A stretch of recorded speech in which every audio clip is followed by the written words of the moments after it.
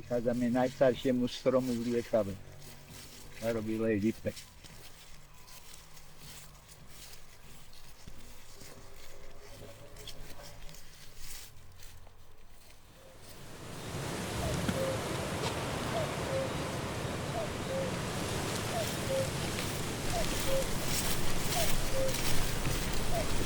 Pred 50 rokmi tam boli roličky, sa to obrábalo.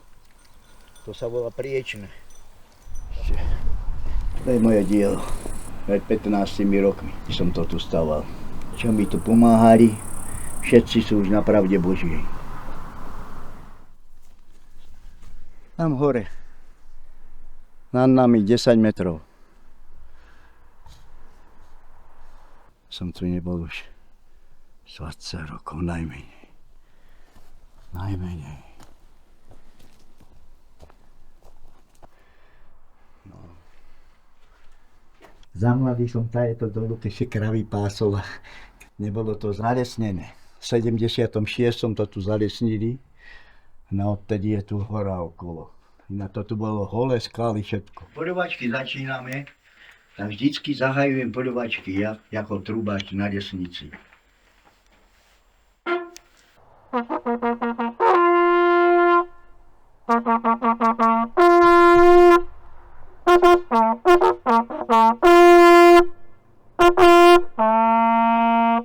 Lesu horám, dolinám, zaznej mocne lovu zdar, lovu zdar.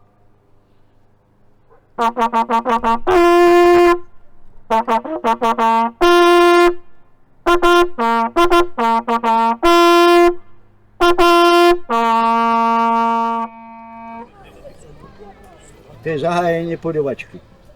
Naše poľovnícke združenie Drienovica so sídlom v Lietave patrí k najaktívnejším spoločenským organizáciám. V minulosti sme mali zlaté medály SMČ zvery.